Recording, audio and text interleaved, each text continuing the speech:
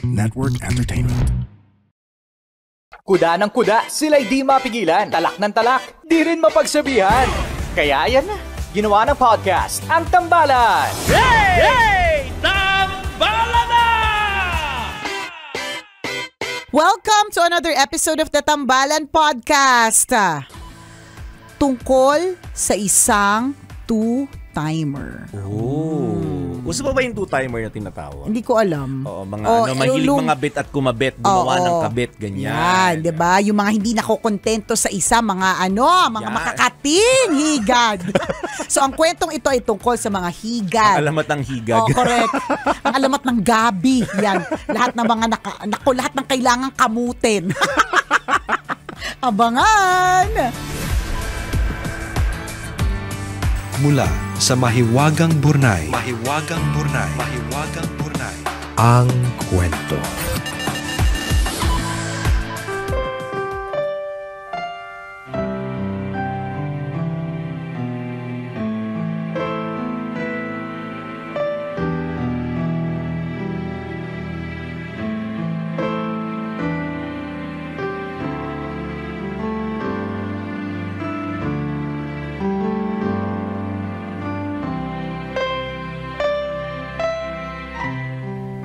Dear Nicole and Chris, itago nyo na lang ako sa pangalang Carla, nurse at certified tambalanista mula dito sa Canada. Sumulat ako para ibahagi ang magulong love life ko. At sana ay mabigyan nyo ako ng payo at naway kapulutan ng aral ng mga nakaka-relate. 7 years na kami ng boyfriend ko na Pinoy dito sa Canada. Mabait si boyfriend at compatible kami. Pareho kaming mahilig sa music at mag-travel. Pareho naming ayaw mag-baby. At sa sobrang compatible namin, pareho kami ng birthday. Kaso, unti-unting nababawasan ang pagmamahal ko sa kanya. Lagi kasing ako ang gumagastos sa bahay. Gets ko naman na mas malaki ang sahod ko sa kanya pero nakakapagod na. Isa pa, hindi ako kontento sa physical intimacy namin. Dati hindi naman big deal sa akin yun pero lately, issue na siya for me. Last year umuwi ako dyan sa atin. Nag-rent a car ako at nakilala ko si Blue, yung may-ari. 6 years younger sa akin pero hindi naman ramdam at mas lalong hindi halata. He drove for me at doon nagsimula ang lahat. At alam niya, wala akong boyfriend. Pinakilala niya ako sa pamilya niya. Ako din ang taya tuwing lumalabas kami pero at least compatible naman kami sexually. Dito nahanap ko sa kanya yung wala sa boyfriend ko. We kept in touch pagbalik ko sa Canada. Naiiyak siya sa lungkot dahil magkalayo kami. Gusto na daw niyang magpakasal. Hindi ko maiwasang maisip na baka Canadian dream lang ang habol niya sa akin dahil maraming nagkukumahog pumunta dito. Isa pa, gusto niyang magkaanak, pero ayoko. So I just played along. May name na nga yung future baby namin. Na-approve ang visa application ko kay Blue para makapunta siya dito. Sabi ko sa boyfriend ko, I will travel for my nursing job. Ang hindi niya alam, kasama ko si Blue. Tambalan si Blue talaga ang gusto ng puso ko. Kaso ayoko namang saktan ang long-time boyfriend ko. Minsan gusto ko na lang mag-disappear kasi hindi ko alam kung paano ko sosolusyonan itong problemang pinasok ko. Kung kayo po ba ang nasa sitwasyon ko, papaano niyo po ito lulusutan? Salamat po sa inyong payo. Ang inyong tambalanista, Carla.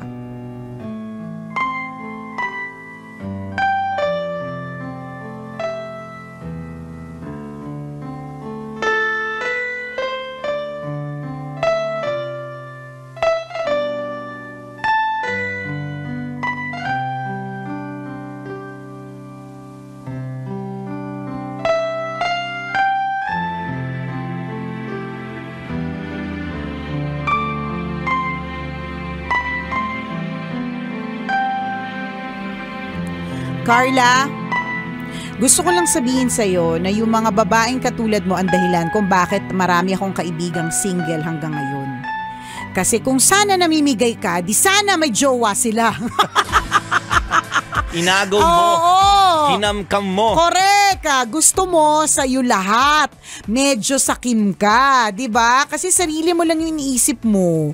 Sa totoo lang, sarili mo lang, kaligayahan mo lang yung iniisip mo, di ba? Ano yung magpapasaya sa akin, ano yung kulang sa boyfriend ko, ano yung wala siya, ganon. Puro sarili mo lang ang iniisip mo. Yun talaga yung katotohanan. Tapos tingnan mo yung tanong mo, kung kayo tambalan, paano nyo to lulusutan? I don't think lusot is the proper term. Carla, alam mo kanina good mood ako kasi ang daming binigay sa amin ng Rogador Family of Canada. Hindi pala lahat ng mga Pinoy na nasa Canada babae. Charot. Damay-damay na to. Damay-damay na to. Dahil sa'yo, nadamay tuloy sila. Correct. Ang babait na mga tambalanistang taga Canada na binati namin kanina. Ikaw medyo bawas yung kabaitan. Hindi medyo sakim ka, baka hindi mo lang alam. Baka wala nagsasabi sa iyo, pero sa buong kwento mo, I'm so sorry to say you're very selfish. You're only talking about your own happiness.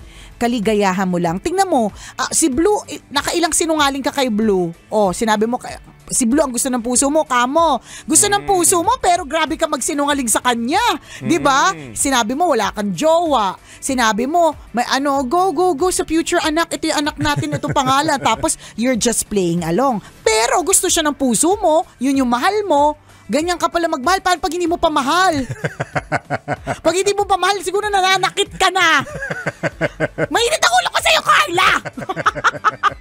Nakakainis yung pagiging sakim mo! Kahapon lang may kaibigan ako umiyak kasi wala siyang jowa, wala na siyang matagpuan. Kasi kung hindi married, juding na. Diba? Tapos kinampa mo pa yung dalawa! Nakakapanginit ka ng ulo! Nakakagalit ka ng ever so slight. High blood tuloy si partner. Ay, nako! Wala pa naman yung doktor namin ngayon. Wala! Absent siya today! Hindi ako matuturukan! Aloka ka! Ng pampakalma. Hindi, ayoko mag-easy sa mga nagsasabi sa akin sa TikTok live na easy kalman. Hindi! Nakakainit ang ulo! Apakasakim sariling kaligayahan lang! Hininaan nila yung volume ng nila, headset nila. Masakit sa tenga. Sumisigaw ba ako? Sorry. Hindi naman sumisigaw si partner. Sino nagsasabing sumisigaw siya? Wala naman sumisigaw dito Wala kayong ebidensya! Na nalalaki yung mata ko! Di ba, partner? Tumataas yung dugo niya, ang alta presyon. Correct! Malapit ang sumagad. Huwag kang ganyan, Carla. Alam mo kung bakit? Matanda na ako. Mahirap ako pag high blood. Ang migraine ko naglalas na, dati ang migraine ko 1 to 2 days. Ngayon 3 to 5 days. O pag may ganito pa ako naririnig na napakasakim, naku, baka umabot na 5 to 7. Diyos ko, Lord. Pero di ba, partner? Yes. You're only thinking about yourself, your happiness, saan ka sasaya, saan ka sexually magiging kemerot, di ba? Saan ako magiging, di ba? Although, syempre naman, okay naman sa'yo yung gumagastos ka, napapagod ka dun sa gastos. Ganun talaga, may mga pagkukulang talaga. Hindi naman lahat ng tao perpekto. At ang swerte mo kasi mas malaki yung kita mo. Anong problema doon? Dahil doon napagod? Ayoko nang gumastos kasi mas malaki kita ko. Di ba ganun ba yung partnership? Parang hindi ganun yung partnership. Huwag kang ganyan. Oo, di ba? Huwag kang di ba? Alam mo, naramdaman mo lang yung pagod kasi nakahanap ka ng ibang pagkakabalingan ng atensyon. Yan, Sinabi diba? mo na lang yan kasi nakahanap ka na ng bago para sabihin mo sa sarili mo na may excuse ka. Ganyan. Kasi merong bagay na hindi kayang ibigay yung boyfriend mo. Correct. But that's very wrong. Ang dami mong habit na binubuo sa sarili mo na mali, na dapat maging aware ka. Yan. 'Di ba? One thing, yung yung you are trying to normalize just within yourself that cheating is okay. At cheating and lying and It's selfishness is okay. They're not. They're not okay. Diba? Hindi ka aware na pag nagloko ako ng jowa ko, parang ano mangyayari? Hindi mo nakikita yan Diba? Ang isip mo okay lang siya. Diba? Tingnan mo, pupunta si Blue na dyan kasi na-approve visa application. Ano sinabi mo dyan sa current na jowa mo? Oo. Ay, magta-travel ako. Diba? You're cheating Diba? and lying and you think that's normal. Akala mo normal. You think that's okay. I'm so sorry. I'm so Kasi I'm so sorry. Nakakainit ang ulo talaga si Carla. Kasi kung alam mo sa sarili mo matibay yung paniniwala mo na hindi okay yan, hindi mo gagawin yan. Pero ginawa mo pa rin. Tama. Diba kasi nagdi-develop... Ay, hindi pala tama. Oo, Tama diba? si Chuper. Mali ka. Nagde-develop ka ng maling habit at mali yun. Now you're asking paano lulusutan. That's not the question. Diba? You have to deal with it. Oo. Remember the law of karma. Diba? Kung ano yung bagay na ginawa Saang mo. article yung law of karma? Article ilan? Article 1, 2, 3, 7, and 8. Oh. Tingnan mo? Hindi 1, hindi 2, kundi 8 articles. Yung law of karma na sinasabi ni partner. Maniwala kay Chuper, MBA yan. Napag-aralan nila yan sa DRNAO. Ganon! Hindi, yung basic lang, the law of cause and effect. Di ba yun eh? Yung bagay na ginawa mo, may kaakibat na effect yan. Meron. Lahat ng bagay na ginawa mo ngayon, may kaakibat na mangyayari yan. Consequences. So, ito yung consequences. Isa-isa mong mararamdaman. Correct. Di ba, hindi ka mapakali. Diba? Hindi ka, parang gusto mo mag-disappear. Yes, wala kang peace of mind. Nalilito ka anong gagawin mo. So, if effect ito, lahat ng mga pinagagawa mo. So, pinapagalitan ka ng tambalan, tinawag kang sakim. Isa-isa mo itong mararamdaman. And ikaw ang dahilan kung ba't na tumaas ng BP ko, 180/82. And again, you have to accept and deal with it kasi these are consequences of your actions. True. Hindi mo ito malulusutan. Kailangan mo itong maramdaman. At pag naramdaman mo, unti-unti mong marirealize na mali pala itong ginagawa ko. And that's the time that you can decide properly. At ang decision is choosing only one person. Yes. Diba? Hindi Sana yung... maisip mo yun sa lalong madaling panahon. Oo, nakakaloka yung hindi man lang tinanong sino po kayang dapat kong piliin. Oo. Ang tinanong paano ako lulusot dito. Diba? Ibig sabihin ng paano lulusot, ibig sabihin wala ka talagang i-give up or pwedeng merong i-give up pero hindi na malalaman ng isa. Yung mga ganun ba? Ay naku, ayaw kita maging friend kasi birds of the same feather flock together. Baka sabihin nila sinungaling din ako. Charot. Yung layo na nang Layo na narating. Ang tanong, sabi ni Carla, gusto ba kita maging friend, Nicole? Yun naman ang tanong ni Carla pabalik. Kailangan mong pagdaanan yung pain. You have to accept it and deal with it para Correct. ma-realize mo yung tamang gagawin. Kung halimbawa, sigawan ka ng former o kaya iwan ka ng parehas. Ay, paramdam sa'yo na mali yung ginawa mo. Mararamdaman mo talaga yung pain and that's the time, ay, mali pala yung ginawa ko. Hindi naman namin sinasabing karma mo yan. Ang sinasabi lang namin, kasi para may matutunan ka dito. Oo, hindi mo matatakasan yan. Hindi mo pwede lusutan yan. Mararamdaman mo yung epekto ng ginawa mo. Diba? At uulitin namin, yung epekto ng ginawa mo, may ituturo sa'yo yan. At kailangan mo makuha yun sa lalong madaling panahon. Tsaka yung mga yung naghahanap ka lagi ng nagpo-focus ka sa pagkukulang. Okay, sige, intindihin ka namin. Baka sabihin mo naman, di ka naman namin inintindi, di ba? So, ang pagkukulang is parang feeling mo financially hindi okay yung boyfriend mo ngayon kasi ikaw yung mas gumagastos kasi mas malaki yung kita. Yun yung 1, pagkukulang. 2, pangalawang pagkukulang is yung sabi mo hindi kayo compatible physically, parang yung intimacy. Tingnan mo, anong sinabi mo? Dati hindi mo siya issue, ngayon issue mo siya. So, ganun talaga minsan, may nakilala nga ako, di ba? May nakilala tayong tambalanista kung kailan nag-70. Sa kanya sinabing, narating yung ikalawang langit. Nagulat talaga kami. Alam mo, medyo kulubot na siya, pero talagang, sabi niya, noon lang. Oo, sabi niya, meron palang tinatawag na ikalawang langit. Di ba? Pero medyo kulubot na talaga si tita. Alam mo yun? Kung tita na ako, tita ko siya. Isipin mo yun. So siguro, may pag-change ng hormone si Ateng. Kung dati hindi ka physically mga ganyan, tapos ngayon ganun ka na. Pero minahal mo siya bago pa man eh. Diba? Tas ano mang sinabi mo, very compatible kayo. Ang daming mga magagandang bagay tungkol sa kanya. But you're still choosing to magnify the weaknesses. Yes. Yung sa physical na intimacy, I think may mga I think ang dapat nyo gawin dyan is to talk about it. Kasi minsan, yan yung topic na nahihiyang pag-usapan minsan yung mga couples na parang pakiramdaman na lang or hindi na lang pag-usapan.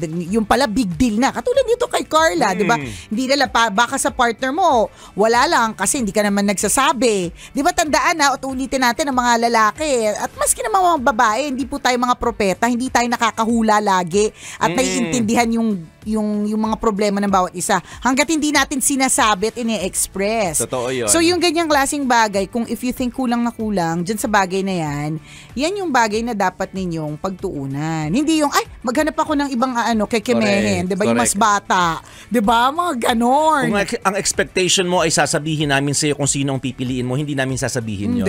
Ikaw ang makakapag-decide niyan kasi pinasok mo yan. Di ba? Again, kailangan mong maramdaman kung ano yung dapat mong maramdaman, the consequences of your action, and that's the time you can properly decide. So good luck sa iyo. Marami kaming tanong din bakit mo ginawa yan, kaya lang kulang na po yung oras. Pwede sa podcast. Pwede din. O sige, doon natin pag-usapan. Doon na lang natin kasi, na ibuhos. Yung pangalawang tanong ko dito, sinasabi mo ayoko masaktan si ano pangalan ng current niya? Si Blue. Si Blue. Hindi, yung sa sobrang nakalimutan niya na. Nakalimutan ko na din yung pangalan ng si Blue yung niya. Bago. Oo, si Blue yung bago. Yung lumang jowa. Yung lumang jowa. Sabi mo, ayaw mo masaktan yung jowa mo. Diba? Alam mo naman sarili mo eh. Diba? Ayaw mo saktan pero ginawa mo pa rin. Yun yung mga tanong. So, diba? Yung mga ganyan pagdedesisyon, may kaakibat na consequences, and again, you have to deal with it. You have no choice but to deal with it. Alam mo, sa totoo lang, Carla, meron akong may bigla lang akong naisip. Oo. Dalawang bagay lang ang nararamdaman ngayon ng evil spirit. Number one, natutuwa siya kasi may bagong angkan. May bagong siyang kampon, 'di ba? Pangalawa, pero nalulungkot din siya kasi baka ikaw na ang kapalit. Charot. Kailangan pa bang i-memorize yan? Basic. Charot lang, Carla. Pero this is something na kailangan mo talagang harapin. Hindi yan dapat lusutan. Ha? Harapin mo yan. Harapin mo yung problemang yan. Huwag ka nang luloko. Bad yan. Huwag kang nananakit. Oo, bad yan. Feeling ko meron siyang may pa-something siya nung kabataan niya, o kaya may insecurity. Posible din. Oo. Kasi nararamdaman ko pag ang isang tao ay hindi secure sa sarili, sa kanyang relationship, or sa sarili, more so sa sarili, naghahanap ng ng kasagutan or pang-fulfill ng mga insecurity, kakulangan sa ibang tao. Kahit na ang ibig sabihin nito, dala-dalawa ang jojowain mo. Hey there! Alex Calleja here. Bakit ako nandito? Kasi gusto kong ipaalam sa'yo na may podcast din ako. It's called Punchline with Alex Calleja. I talk about everything. Serious, happy, sad, pero sa dulo, may punchline or may comedy. Again, it's Punchline with Alex Calleja. Available on Spotify o kung saan ka man kumukuha o naikinig ng podcast. Namumukhaan kita, nilista ko pangalan mo, kaya see you there. Diba? Kasi kung secure ka sa sarili mo, alam mo na hindi tama yung ginagawa mo. Correct. Diba? Pag secure ang pakiramdam mo sa sarili mo, alam mong kaya mong i-express ang nararamdaman mo sa current partner mo. Kaya mong sabihin sa kanya na dapat maghanap ka pa ng isa pang extra work kasi kulang itong napapagod na akong gumastos, ganon. 'Di ba? Kung secure ka, alam mo din sa sarili mo na in life talagang may highs and lows. Nagkataon lang na ikaw yung nasa high, nasa low si jowa. Pero hindi ibig sabihin nun na lagi ka na lang magreklamo. I mean, of course, we get it. Normal lang na magreklamo. 'Di ba? Kami nga, pagkakasweldo lang, tapos naubos agad, reklamo kami agad ni partner. Pero, gagawa ng paraan, 'di ba? Right. Hindi ibig sabihin nun na maghahanap ng ibang paraan na masama. Oo, 'di ba? Gagawa ng paraan, oo. Pero hindi ka gagawa ng paraan na in a manner na alam mong hindi naman makakabuti, 'di ba? Kaloka ka. Hindi ko mag-gets talaga yung mga eksena mo. Pinapalaki mo yung problema mo. Akala mo na nabibigyan ng solusyon yung problema mo, hindi pinapalaki mo lang. Tama yung sinabi ni partner, pwedeng insecurity and na hindi ka rin aware doon. Another thing is yung selfishness na sinasabi natin kanina na nabanggit. Totoo yun, hindi ka rin aware that you are becoming more and more selfish. Diba? At hindi magandang habit yun. Diba? Gusto mo ikaw lang yung maligaya. Gusto mo kapakanan mo lang yung mabibigyan ng pabor. Hindi pwedeng ganon. Another thing, umiikot ang mundo. Kung ngayon, diba, yung boyfriend mo, yung hindi nakakapag-produce ng mga pangangailangan ninyo, there will come a time, maniwala ka, di ba? Mababaligtad ang mundo.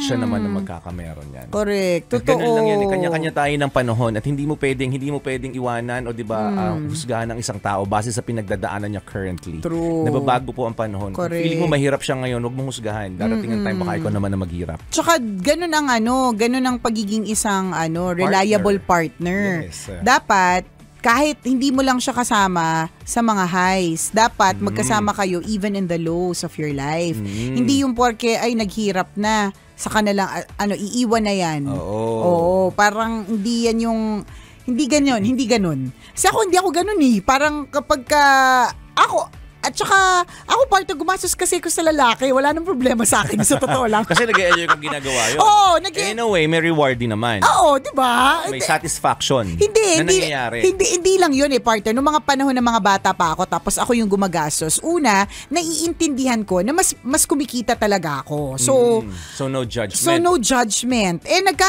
I'm sure naman, feeling ko lang sa pagkakakilala ko sa kanya, kung mas malaki naman yung kita niya, bakit naman siya hindi gagastos, 'di ba? Hindi naman, ayoko namang makipagrelasyon sa taong gano'n ng POV o gano'n ng mindset. Nagkataon lang talaga na mas malaki yung kita ko sa kanya, tapos siya hindi. Ang trabaho niya ay wali yung trabaho niya. O kahit isang tuka, 'di ba? Pero gano'n talaga. Tsaka lagi ako naniniwala noong mga panahon na 'yon, magbabago 'yan. Yes. Dadating ang panahon, mananalo 'yan sa loto, may matatagpuan 'yan, makaka-jackpot 'yan, may aha moment 'yan na negosyo, or may matatagpuan 'yang lolo na mayaman pala, sa kanya papamana lahat. Basta, diba, magkakatagpo yan ng pulubi na bibigyan niya ng pera, bibigyan siya ng ginto. Sa true, makakatagpo yan ng fairy godmother na lola na inalalayan niya sa kalsada, tas yung pala fairy godmother, bibigyan siya ng isang basket ng golden eggs, diba? Sa madaling salita, pwede kasing magbago. Ang daming possibilities. So, hindi mo dapat siya hindi maghihilahan pababa, hilahan. Diba? Kaya nga hila eh. 'Di ba? Kaya nga pulling up. Ang ganun. Pulling up. Totoo 'yon. Wag mong ganyanin ang iyong jowa. Nakakatakot talaga yung balik sa iyo. Totoo 'yon, the law of cause and effect. If there's a cause, there's always an effect. Yung selfishness na binubuo mo sa sarili mo, tanggalin mo 'yon kasi mawawala sila in the end. Lahat, hindi lang tao. Lahat ng meron ka, posibleng mawala sa iyo in the future because you are too selfish. Ano pa?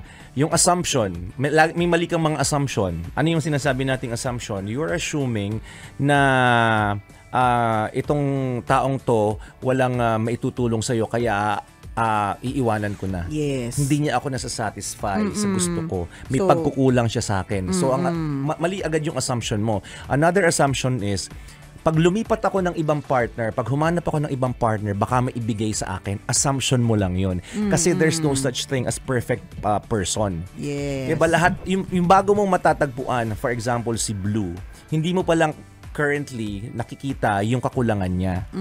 Diba? So mali ka agad yung assumption mo na parang, ito yung magbibigay sa akin ng 100% happiness or satisfaction. No.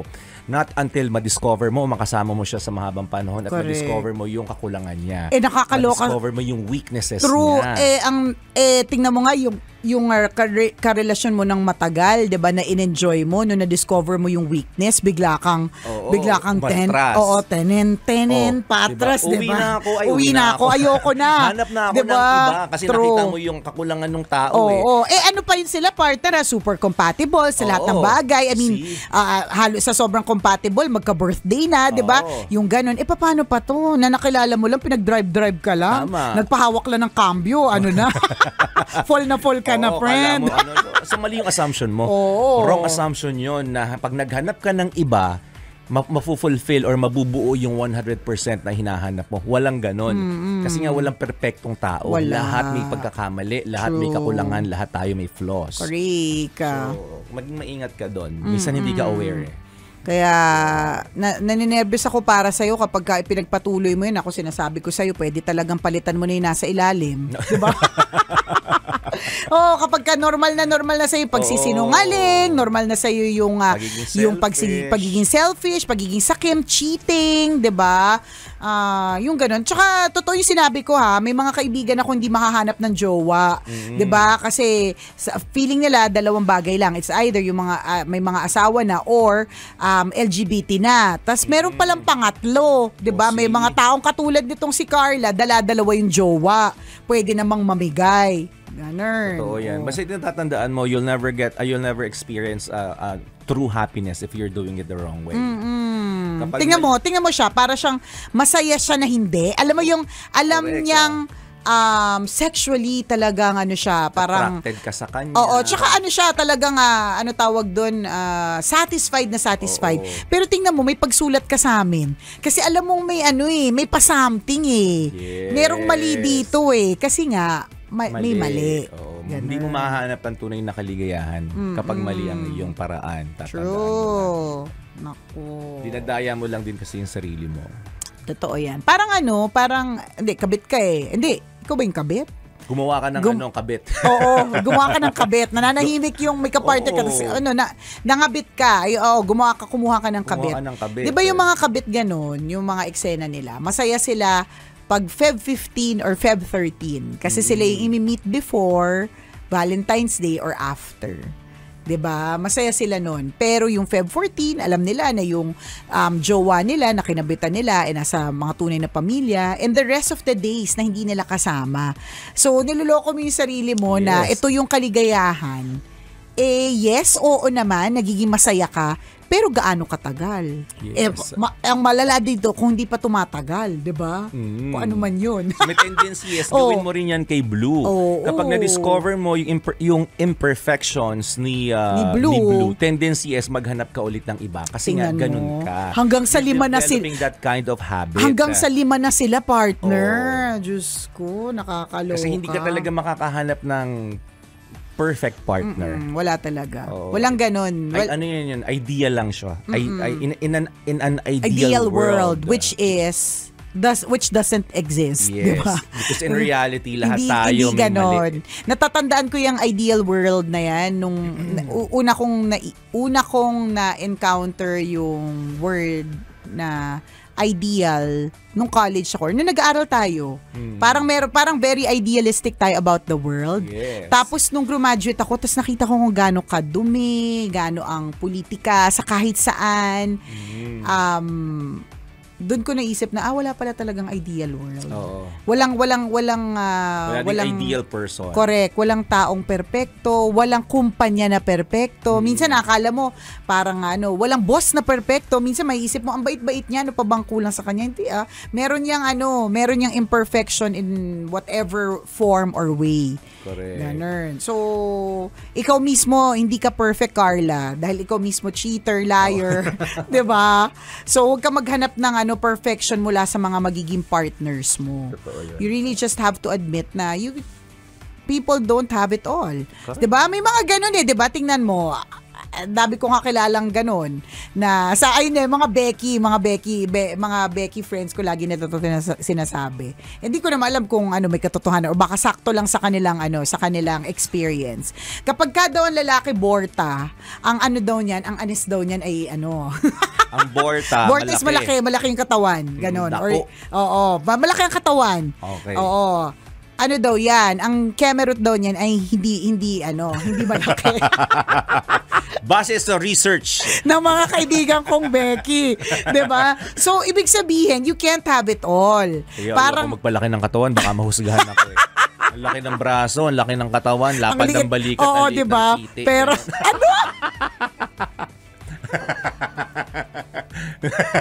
kanina pa ako nagka-camera to sinabi mo.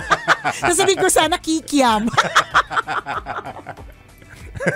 Bleep! Ganon. Of course, ano lang nila yung joke or maaaring may katotohanan based on their experience, kaya yun yung sinabi ko, 'di ba? Pero ang point lang namin is wala kasing perpekto. 'Di ba? Na parang halimbawa, sino ba maiisip natin na parang perfect na in a perfect relationship? Si Papa Jesus. Oo, siya yun. Yun talaga, perfect talaga 'yan, 'di ba? Pagkatapos mo magsabi ng Siyempre, kailangan natin balansehin, di ba? Sabi ka ng Papa Jesus. Tumbling ako sa'yo today, partner. Para si Carla. Hindi pa nga ako nakakabalik sa pagkakatumbling ko kay Carla. Tumambling ulit ako sa'yo. Narinig mo yung salitang titi, na-distract ka. Ba't natataranta pag nakakarinig ka ng ganung salita? Hindi kasi, Na-excite ka? hindi natin ginagamit yon sa pag meron tayong mikropono sa harapan natin. Natin ginagamit. Meron lang tayong mga keywords. Nag-imagine ka siguro sa mic, no? Gagi. Alam niya to. Bigla nag-isip. Bigla inisipan. Charot. Hindi. Uy, Borta. Dako. Walang perfect. At di ba, yung meron tayong iniisip na, kunyari perfect couple. Pero eto, lagi ko itong iniisip, ano pa kaya ang problema or sobrang perfect ng pamilya, itsura, kayamanan ni Marian Rivera at saka ni Dingdong Dantes. 'Di ba? Na pag nakita mo sila, lalo pa namamayagpag sila ngayon, 'di ba? Tas tsaka yung mismong itsura nila ang perfect, yung mga kids nila, kuhang-kuha yung mga itsura nila ang perfect, sobrang talented, ang ganda ng mga projects, 'di ba? Ano pa kaya ang 'di ba? Pero meron 'yan. Ito. Hindi lang natin nakikita at hindi lang nila sinishare. Ganon. Natatandaan ko nga na one time na nakasama ko sa isang event si Heart Evangelista, no. So pag nakita mo si Heart and her lifestyle, 'di ba? And how fashionista she is and kung paano siya ginagalang sa industriya ng fashion, 'di ba? Kasama niya na talaga yung mga big stars, internationally acclaimed, 'di ba? May isip mo ano pa kaya ang problema nito? Yun. Pero nung nakausap ko siya sa isang event, actually na parang nag-pep talk siya dun sa event, sinasabi niya talaga, at hindi naman siya dun I mean, in some interviews, sinasabi niya din yun, na she's not perfect and she's going through some things that we don't even know. Pero kapag nakita natin yung buhay niya, parang may isip mo, 'di ba? Pagka nga partner si Heart ay may sinuot na alahas. The next day, ang daming tatawag sa Mayet de la Rosa Fine Jewelry, tatanungin kung meron ng available na gano'n na sinuot ni Heart. Ganon siya ka tinding iconic, and ganon siya ka tinding influencer. Na kaya na maiisip mo parang ang perfect naman ng life niya, nung kanyang world that she lives in, 'di ba? Ano pa kaya ang problema? Pero siya mismo sinasabi niya yun, I have some issues, may mga problems siya na we don't even know about. Correct. So yun lang, Carla. Walang taong perfecto, in other words. That's yun lang na napunta na sa iba't ibang eksena. Walang taong perpekto, hindi mo yan mahanap. Tama. So if you're assuming that Blue is the perfect person for you, yes, assumption mo lang yun.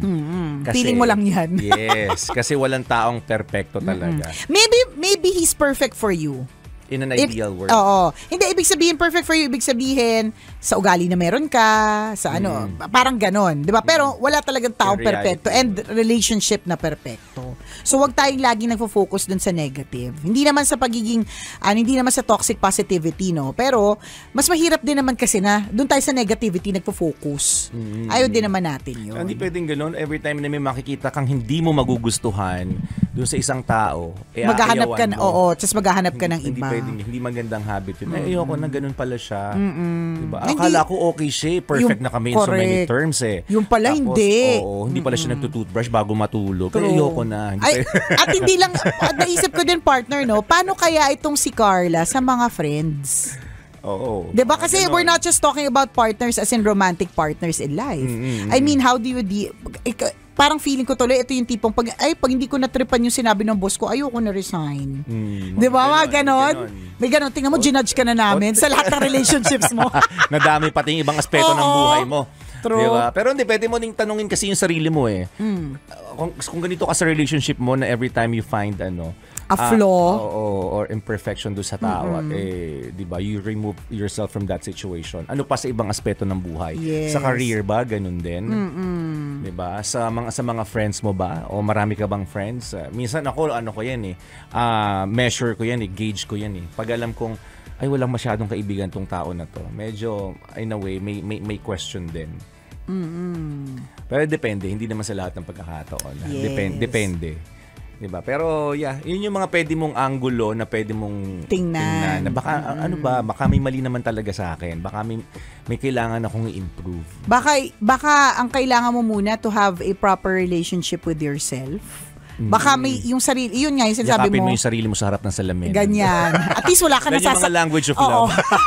Service. Bigyan mo yung regaluhan mo yung sarili mo. Yan. Yan yung love language. Silbihan mong sarili mo. Yan.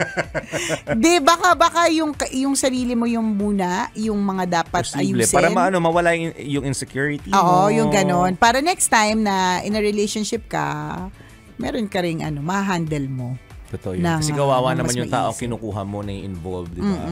Pinaniniwala mong, di ba, na you're okay, na wala kang, di ba, tingnan mo, siguro napaniwala mo si Blue dito. Aware ba siya? Nakwento niya ba kanina? Na aware ba si Blue na si Glenda to? Si Glenda Rogador. Nadamay lang si Pambalalista natin yun. Si Sorry, Carla. Aware ba si Blue? Aware ba si Blue na si Carla ay in a relationship? Hindi niya Diba? sinabi. Ganun yung ginagawa mo. Oo, hindi niya sinabi. Oo, nang loloko ka ng tao. Oo, tas nung... At ganun din yung ginawa mo kay Correct. kay Norman, ha? At si Norma. Si Norma. Wala pa kasi pangalan, Wala Pinoy. ba Norma? Pinoy na nasa Canada. Ang haba kasi Pinoy na nasa Canada. Ganun ang patuloy niya ginagawa. Oo. Bakit? Nung na-approve yung visa application for Canada ni Blue, at pupunta na si Blue, sinabi ni Carla dun sa Pinoy niyang jowa? Diba? Ay, magta-travel ako. Yes, para ma-accommodate si Blue. So, hanggang kailan yung pagsisinungaling na yan na patong-patong na? Tapos tanong mo, paano ka lulusot? Hindi mo lulusutan yan. Deal with it. Yes. Makukuha mo yung tamang diskarte, tamang desisyon kapag naramdaman mo na yung effect ng ginawa mo. Sa true lalo. Kasi hanggat di mo nararamdaman, hindi mo makukuha yung tamang timpla, sabi niyo, yung tamang solusyon. Correct. Isang malaking check. O siya, maraming salamat pa rin sa iyo, Carla. At sana nagpapasalamat ka rin kahit papano ngayon, kahit medyo tinira-tira ka namin today.